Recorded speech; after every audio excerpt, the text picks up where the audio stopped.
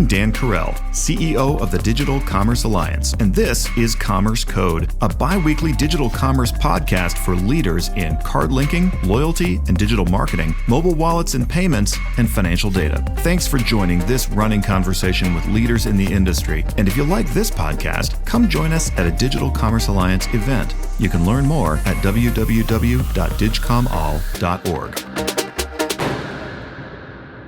This week on CommerceCode, I'm talking with Peter Schulze and Ben Straley of Kego. Peter is CEO and Ben is President and Chief Product Officer there at Kego, where they've developed a tokenized offer delivery system that complements existing card-linked offer networks. Today we're talking about how their approach makes it possible to reimagine value delivery for issuers, merchants, and consumers.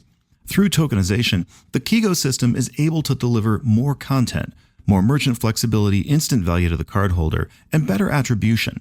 On top of that, offers are shareable and dynamic, so the offer can change even after a consumer has received it. Taken together, this can drive astonishing new relevance and personalization for the cardholder community and significant new sources of income for issuers and payment networks. So, stay tuned for Reimagining Global Offers, Tokenization's Impact on Issuers, Merchants, and Consumers. A conversation with Peter Schulze and Ben Straley of Kego. This episode of CommerceCode is brought to you by Kego, a digital asset company leading a new era of open loyalty. Kego expands loyalty programs through a new class of experiential digital asset rewards, enables the sharing or trading of any type of digital or physical reward, and streamlines cross-brand collaborations at scale, all using blockchain and Web3 technology. Backed by Agio, a global loyalty and engagement technology leader, Kego empowers Fortune 500 companies to deliver extraordinary engagement experiences for employees, consumers, channel partners, members, and subscribers. Kego, unlocking the future of loyalty.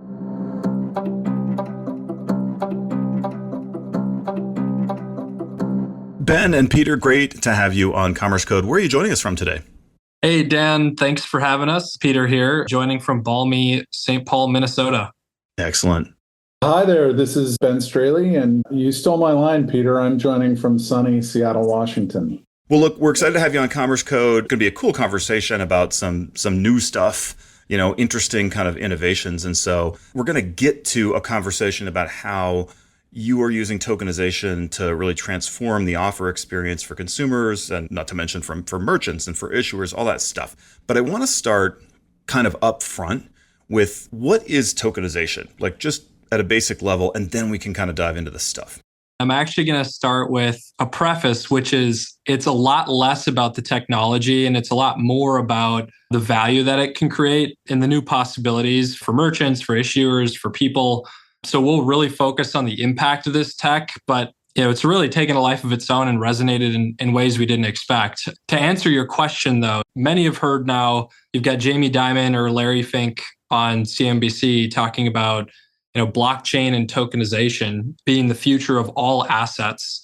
But what does that even mean? I'll give you my simple version. Ben maybe has a different version, but my simple version is when you tokenize something, it puts it in a digital format that allows you to do a lot more with it.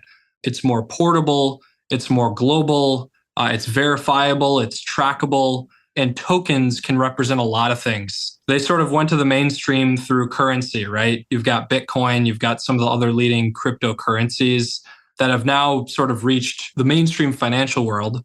You've got stocks, other assets, but you've also got different types of things that can be tokenized. In our world, you look at a digital offer in many forms. You've got loyalty assets like a gift card, or it might be an event ticket, other forms of value that might be delivered to someone. And when you tokenize this content, it can be programmed with these special rules and behaviors. So as an example, you can make them more personalized. You can make them more gamified. You can either use this tech to deliver experiences across brands in really unique ways. And what's changed over the last several years is you're now seeing most leaders in the financial services sector and a growing number of major brands leveraging this technology in really interesting ways. And so I know we'll dive a little bit deeper into some of those use cases in a moment, but I'll maybe see if Ben has anything to add just in the lens of tokenization. Yeah, I think you did a nice job of hitting a lot of the key points, Peter. The only thing I would just underscore is that opportunity to collaborate across brands. We see the impact that that can have when it happens on consumer engagement. Tokenization is a technology that allows brands to partner and collaborate in ways that are much faster and less expensive to execute. Just a quick anecdote to that point. I spent a few years at Starbucks, led the global digital products team there. We spent a year plus, there were probably about 50 of us between my teams and the Starbucks teams and the teams at Spotify to essentially create a collaboration across those two companies and membership bases. 50 people a year, you can do the math, and that's a lot of time and a lot of expense. With this technology, with tokenization, those kinds of collaborations and the time it takes to actually bring something like that to market goes from a year to a week or 2 weeks. So the impact isn't just on the consumer experience, but it's also on the opportunities that we see for companies and brands and programs to collaborate in new and interesting ways. Ben, you started to answer, I think, or maybe given the core of the answer for what I was thinking as we were starting this conversation about tokenization, which is, well, what does it allow you to do that you sort of couldn't do before? And I'm imagining from your description, and I also have a certain vision of a token in my mind, right? The world's most simple token in a way is the old, I don't know if either of you ever wrote, probably not, the old Boston T, but like you'd get any public transportation system like that in the old days. And I think Boston maybe kept it longer than most because I actually did this once. You'd buy a token. It was literally like a little coin, except for it wasn't an American coin. It was a Boston T coin, right? It's the most simple token in the world. So that's a thing that stands for something, which is I get to go on one ride. I really think of it in this context as more like an alphanumeric that stands in for me. That might be oversimplified, but it's an alphanumeric that stands in for a right or something. That's my simplified vision. And then obviously when you put it in the Web3 context, there's it's much more dynamic and capable, right? So it's just in my mind, kind of like what I'm imagining.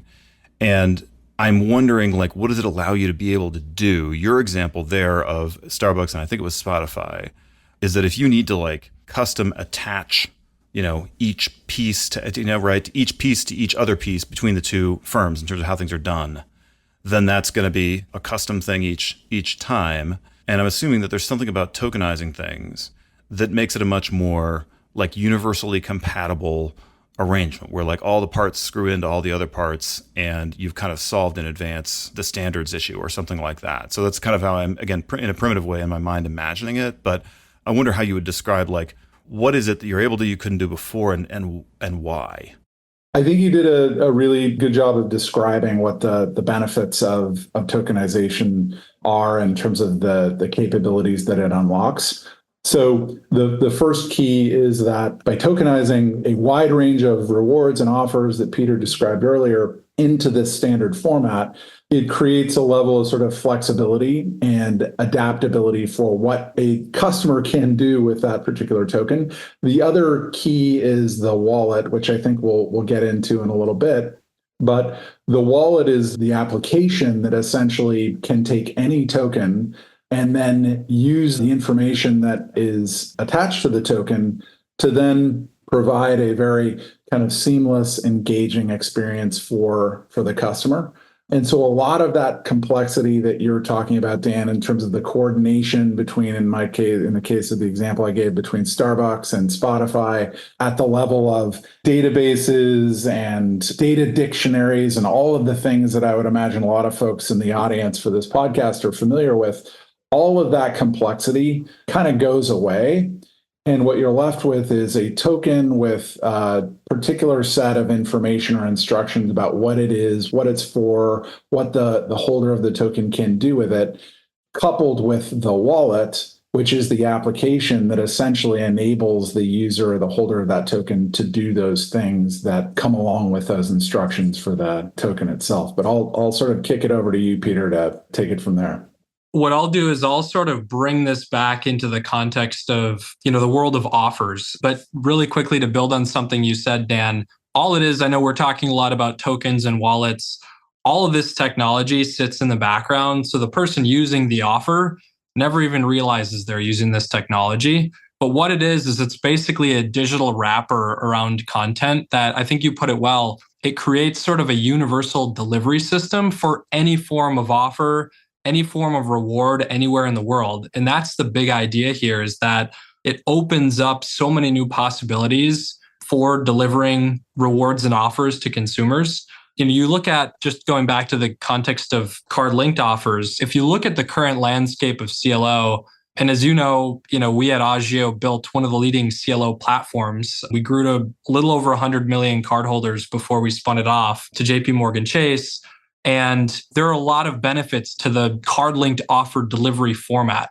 And that's really what it comes down to is the delivery system is where all the value is created. So, you think of CLO, the offer is linked directly to your card. So it's super convenient to go use.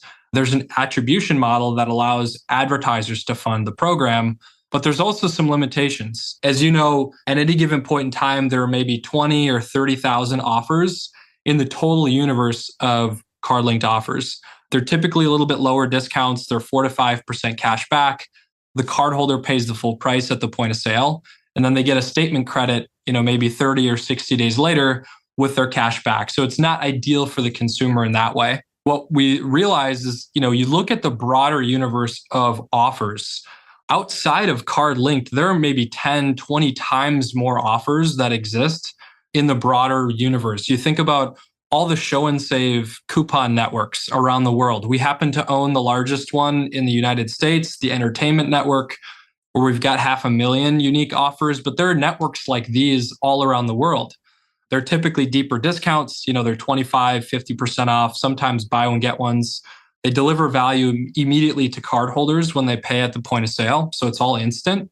So the question we ask is, well, why isn't that content valued in the same way that card linked content is? Because it's better content. There's way more of it. It all comes down to one word, and that word is delivery. And our whole thesis around this technology is the delivery of the offer content is often more important than the content itself. And so how we're leveraging this technology in the offers world is we've built a new delivery system for offers, leveraging tokenization.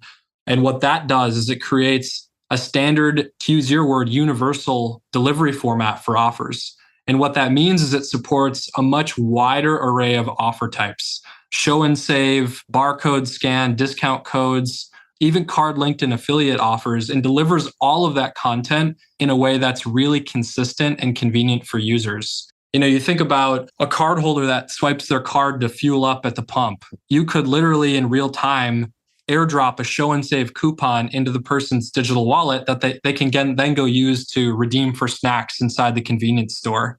Another example, just in the world of offers, is let's say you've got a population of coffee drinkers that are swiping their card at Starbucks every week.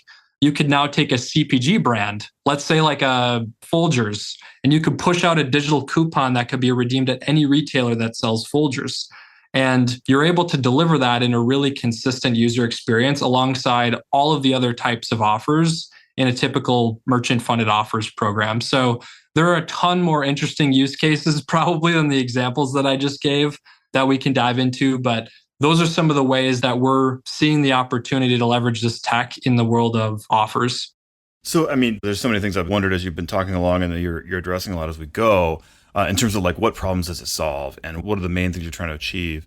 Let me try and work it through with an example though, because I still want to get it solid in my mind. And for those that are listening, I have a line of tortoise themed accessories, onesies, for tortoises, among other things, clothing, you name it, but for, pet tortoises. And so I'm a product guy. I don't have a retail outlet. Dan's Tortoise Emporium is still like the dream, but it's not there yet. So I just have a product, right? So let's imagine, and I'm part of a big organization, whatever, Procter & Gamble or something like that. And I'm selling this stuff. I want to do a promotion, right? For people who want to buy their next tortoise outfit. Like, how does it sort of reach from the consumer perspective? Is it like it's through their phone? Like, how does it get to them? And then how do they go? And let's just say that this is something they can buy at Target or whatever, some retailer. Like, and then how do they kind of redeem that thing? So Ben mentioned the idea of a digital wallet. One of the silver linings, I should say, of what happened in 2020 with COVID and the lockdowns is that people were familiarized very, very quickly with the idea of a digital wallet. scanning a QR code, pulling up as an example, your Apple Wallet to pay. The same idea applies here. So we've taken the idea of a digital wallet and turned that into the channel to deliver offer content. And so whether it's a card-linked offer or it's a scan and save CPG offer, I'll bring up the Folgers example. That offer gets put into a digital wallet that you're then going and scanning at the point of sale to redeem your discount. So it's super easy. People are familiar with it. And what it does is it dramatically expands the amount of content that you can deliver to cardholders. We like to give the example of Spotify, just to bring the Spotify example back up.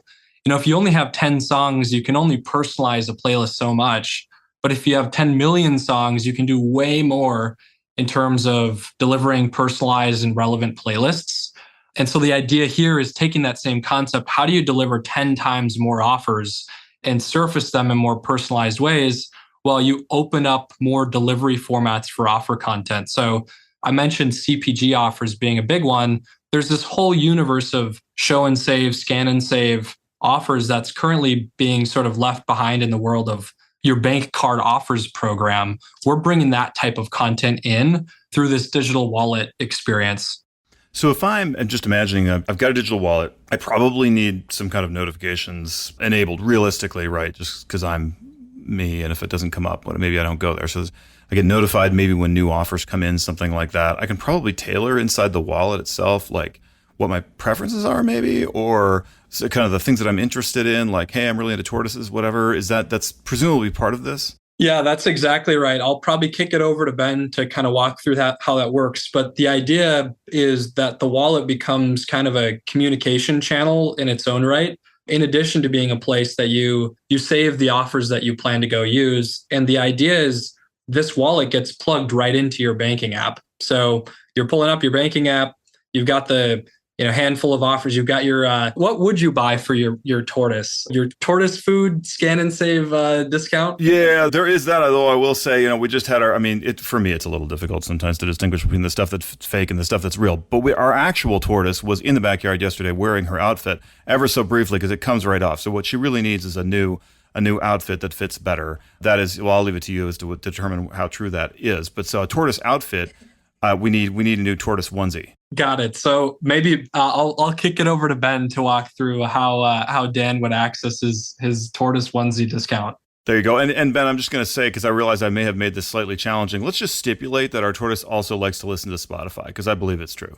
Excellent. That is a small but highly lucrative target audience. Just kind of coming back to what Peter was describing a moment ago, to your question, Dan, is the fact that we're able to create the sort of volume of offers and that selection that we've talked about is kind of step one. And then step two is when you have those 10 million songs, to use the Spotify example, then personalization becomes really powerful as a means of driving engagement with consumers. And so in the context of offers, we have this engine that's creating a massive volume of offers. In this case, potentially it is an offer for a particular onesie for tortoise owners. The Tortoise Emporium retailer wants to push out to consumers on our platform. That becomes possible. And then the trick or the magic of it is using a combination of transaction data as well as just the engagement data that we capture through the wallet experience. Our platform is really good at making educated guesses about which customers across the complete set of customers are going to find that onesie offer relevant and compelling. That's going to get them to add it to their wallet, let's say, and then go in and complete the purchase. So the ability to create that volume of offers is kind of step one, as I said. And then step two is having algorithms and the ability to personalize the offers so that every member of this network, every member of a loyalty program or card program can expect and starts to get sort of trained to expect highly relevant offers to their particular interests and preferences. That really is key to delivering the sort of incremental impact of offers programs now and going forward. Just thinking about the kind of contrast between card-linked and these tokenized offers, we don't view them as replacements for one another. We really view them as complementary. Card linked are, your always on general offers, some delayed gratification where, you see your cashback hit your statement 30, 60, 90 days later. On top of that, these really personalized, relevant offers, surprise and delight, onesie offers can be delivered directly to the wallet and then delivers instant gratification when the customer goes in to redeem that offer. So we think the combination of the two is really interesting, and the kinds of experiences and targeting and personalization that can be unlocked with these programs and our platform is pretty exciting. And we know that the Tortoise owners out there are going to be thrilled. I mean, it's while real, my example is also strange on purpose, right? So it's way out on the furthest end, right, of the diminishing, kind of curve of like, what do people want, right? And if you have to tailor it, and I guess the point maybe I think that I'm understanding it now is like, look, and this is just kind of through a certain kind of economic lens, is if the transaction cost of even having an offer like that, right? Because of course, if you even have to discuss this for a millisecond at the, global headquarters of Kigo, he wants what for his tortoise, right? Like it's worth nobody's time. But the point is, if you've lowered the transaction cost of having that massive catalog, to use the Spotify example, available, everything's completely interchangeable. It's like, look, it's fine. We can carry, can we carry tortoise? Of course we can have tortoise onesie offers. Like, it's like, whatever. There's like 4 people a year are going to buy those things, right? But that's okay because we've made it. And to your point, it doesn't there's a signaling effect that might take place too, right? Which is like, everybody's got the sort of obscure thing that they're into. And I'm now committing to the airwaves for forever that people are going to be like, yeah, Dan's the guy who like dresses his tortoise up. I mean, it's true, but please don't overestimate how much I care. But the point is like, it has a signal effect of like, well, gosh, if they know that I'm into early 20th century cars or whatever, and there's some content in there that makes me like trust this platform because it like they've got the range. They also know that I eat food like normal humans, and so I get offers for that stuff too. That's right. Just really, really quickly to build on that, I spent, in addition to spending some time at Starbucks, I was at Amazon for a few years and I led the worldwide deals business there. And this is exactly the dynamic that Amazon and others, and certainly not exclusive to Amazon, tap into, which is massive selection across many, many categories, tens of millions, hundreds of millions of shoppers coming every day. How do you create an experience for that size of an audience that feels, personalized and relevant to each one? We did this with deals, and we're doing this now with offers at Kigo, which is, using data to identify that signaling effect, and then having the necessary catalog of offers that for any user, any customer that's coming to an offers experience, there is going to be something relevant there for them. And in your case, of onesies, there's probably, pet food, tortoise food, et cetera, that you also may be interested in purchasing. For brands, for merchants to have the opportunity to deliver an offer directly to a customer that is in market for, let's say, consumables like pet food, there is a premium that those brands are willing to pay to reach those customers, provided that signal is strong enough. And this platform and what we're talking about and personalization and tokenization is really sort of optimized for exactly that type of engagement that creates benefits not only for the customer, the tortoise owner, but also the merchant and the issuer of the bank. CommerceCode is brought to you in part by VantageScore. 8 of the top 10 banks and over 3,400 leading banks and fintechs use VantageScore to predict and manage repayment risk. Learn more about the latest advances in credit scoring and how to grow your lending business by leveraging financial inclusion at VantageScore.com.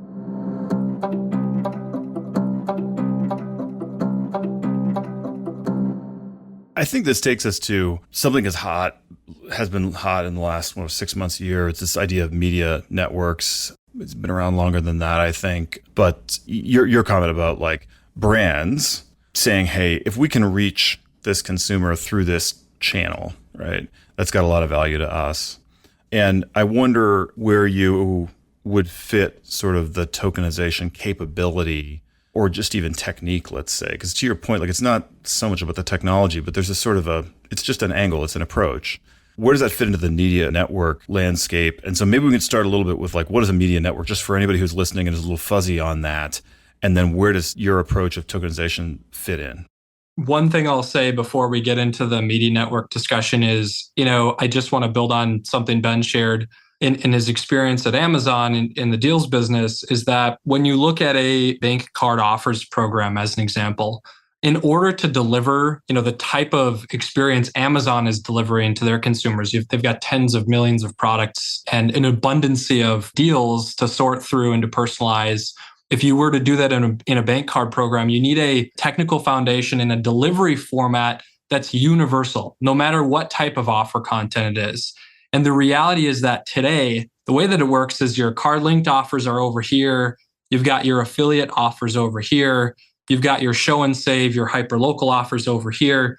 The reality is, from a cardholder perspective, I don't really care what format the offer is in. In other words, it doesn't matter to me. All I see is I've got a discount that's being delivered in one way on one side, and I've got a discount that's being delivered in another way over here. Ben always makes this joke coming from his product background that your architecture is showing. Like, there's no reason that those offers should be in different places, but you bring out this sort of universal delivery format, and you now have a framework to onboard 10, 20, 30 times more content and deliver it in a way that's really convenient and accessible for consumers. So that's, I think, one of the last things I wanted to touch on just in that discussion. But, you think about the world of, just to shift gears to your question, the idea of a media network. What we're seeing play out is what many are calling the third wave of digital advertising, the rise of media networks. And brands like Amazon, coincidentally, are seeing the value in taking their unique audiences and all their unique first-party data. You think of the size and scale of the audience Amazon has today and the really unique shopping and transactional data that Amazon is collecting, and making that data available and the audience available to complementary brand partners as a channel to advertise, to reach and engage customers. And that's really what a media network is. You're starting to see, commerce, the idea of a commerce media network with Chase Media Solutions. That was the business Agio built and spun off. It was referenced in a recent Wall Street Journal article. Basically, what Chase is doing is, on a fully anonymized basis, so no creepy data stuff, they're taking their card transaction data, they're bumping that up against POS level data to allow brands to come in and deliver offers to people in more personalized ways. And so you take that one step further. We think about using this technology to build what we're starting to call almost like a loyalty media network. You've got first-party data from our loyalty partners, not only in the financial services space, but also in the telecom space, in the membership space, retail, QSR, and bumping those unique proprietary data sets up against FI data. What that does is it gives merchant advertisers way more flexibility and way more sort of unique targeting and segmentation capabilities to deliver offers in way more personalized ways. And maybe to say it more simply, what we're doing is we're enabling brands to collaborate and delivering more value to their customers with merchant partners funding it. So that's how we're kind of thinking about this space and the way that tokenization is starting to play into it. It makes complete sense in terms of just, I think of it, I always partly find things easier when I analogize back to just, the real world. And whether it's mental or physical, if you're going to make a trip somewhere, Peter and I are within, 15 miles or so of the first ever indoor mall, right? And the extreme example, of course, and that evolves into other things. And then we got the Mall of America here. And, there's times, right, when you're just like, I don't even totally know exactly what, like, I need to solve a certain problem. I need something, but I'm not totally, let's just go there, right? From the consumer perspective, and we'll be able to solve it, right? We'll figure it out. And to me, there's sort of matching up that consumer behavior with, whether it's a brand or a merchant, desire to be able to capture that opportunity, that moment when people say, I don't know what I need exactly, or, I'm going to go there physically or virtually. And the media network is there in a way that hopefully is more tailored and that is targeted and that has some understanding of people coming in and can kind of solve it. That's exactly right. I can't resist but toss in, and this is a callback to your architecture is showing, but my favorite story in that zone, and we can maybe wrap a little after this with some last thoughts. But it was the case, and I'm going to go ahead and just imagine that it's been fixed, although probably not, that the rare books collection at Oxford University was cataloged according to one principal criteria, which was the last name of the family that donated the books in question. That's how it was cataloged, right? So if you were like, it was just assumed that if you were a scholar of, classical Greece or whatever, you would know that it was like the Aerosmith or the Churchill family or whatever that was also interested in that, and they probably the ones who donated it. So that's where you would go to look for the stuff. The point is, like, it had nothing to do with this. It was just totally uncorrelated with anything about the material. And we do that all the time. But from the inside, if you're the librarian there, you're like, oh, well, but of course the Churchill family would have donated that stuff. It's over in Churchill. And right. And the researcher's thinking, are you high? But we do this all the time to customers. And by saying, well, but this is this kind of an offer, or this is that kind of a thing. I mean, we just, your point really is sometimes it's a lot of work for industries to work their way back to something that everybody would look at it and go, well, but why wasn't it like that? Why wasn't it always like that? And the answer is it's complicated, but not talking about how complicated it is in front of the customer was the important thing, and we got there. I'd be interested to just maybe get a last thought from each of the two of you on kind of what are you most excited about when you think about all this stuff. And we've talked about a lot of things that represent, sometimes incremental, sometimes huge changes in opportunity and in what can be done. What are you most excited about? Maybe we start with Ben and then go to Peter. The reality is that people love to find offers. People love to feel like they're getting a deal. As long as, the way that these offers and deals find people is through channels of their choosing and that they're relevant and, somewhat specific. And through that lens, offers, broadly speaking, can be a fantastic tool for businesses, for banks, issuers, membership programs, retailers, brands, to drive and sort of capture the attention of the folks that they want to reach. And what I'm excited about is these new kind of emerging capabilities that allow for that dynamic to take shape, where consumers are getting a better experience. There are these little micro moments of surprise and delight in their daily lives that are driven by the offers and the opportunity to, try something new, to save a little bit of money along the way, to earn rewards.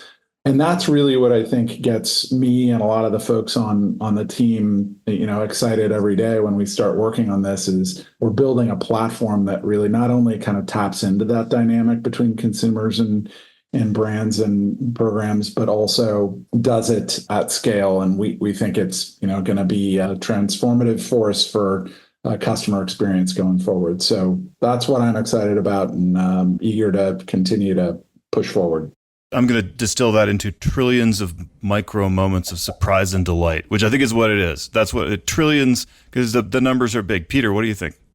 I don't think I could have said it better than Ben or even that last comment. Trillions of moments of surprise and delight. We love that. What's personally exciting is seeing the impact of some of this technology, just making experiences more fun, more engaging, more personalized. So much of our world today is transactional. It's do this, get that. I think there's such a huge opportunity in the world of loyalty and offers to transition to a world that is more personalized, that's more engaging, that's more experiential. And we didn't even talk about more shareable. This tech allowing people to share and experience things with friends, with family. This technology is really an enabler for that. So I think that's what makes me really excited. And just I think what we didn't appreciate early on, we came together. Ben and I have both been working sort of at the intersection of blockchain and the world of loyalty for a few years now, but we formally came together a little over a year ago to form this business. And I think what none of us appreciated at the time was how big this and how transformative this tech can actually be. It's been resonating in ways we didn't expect. And what's really cool is this tech is scalable on a global level. We're seeing blockchain playing out in the world of commerce. It's sort of behind the scenes, steadily growing as a new technology to transact.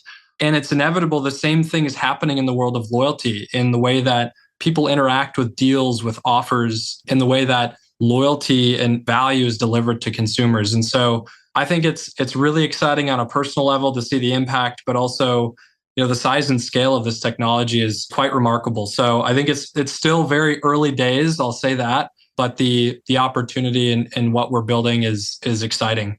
That's terrific. I mean, I'll just say it's a space that cries out for improvement, rationalization, help. Like everybody in this space believes in the need for something or the opportunity for something better. And it's a matter of individually and collectively, like firms figuring out how to deliver that. This is a really exciting vision and technology and implementation that's in that space. And I think you guys see the opportunity. You started to see, it sounds like some execution and some excitement about the execution as well. So delighted to have you on CommerceCode. Great conversation. We'll look forward to having you back. And best of luck keeping that sunny weather in Seattle, Ben. And then Peter, you and I will get the shovels out in about a week. That's exactly right. Thanks so much, Dan. We super appreciate it. Yeah, thanks, Dan.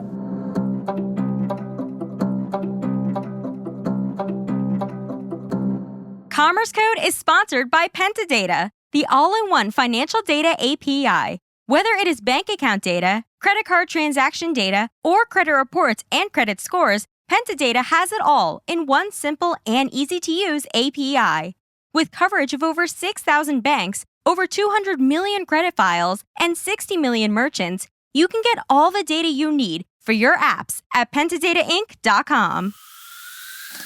CommerceCode is a bi-weekly podcast bringing you conversations with executives who are leading the way in digital commerce. If you like CommerceCode, your company should join the Digital Commerce Alliance and become part of our mission of advancing trade for good through standard setting, industry networking, conferences, and best practice sharing. Check out our website at www.digcomall.org. On behalf of DCA, have a great week.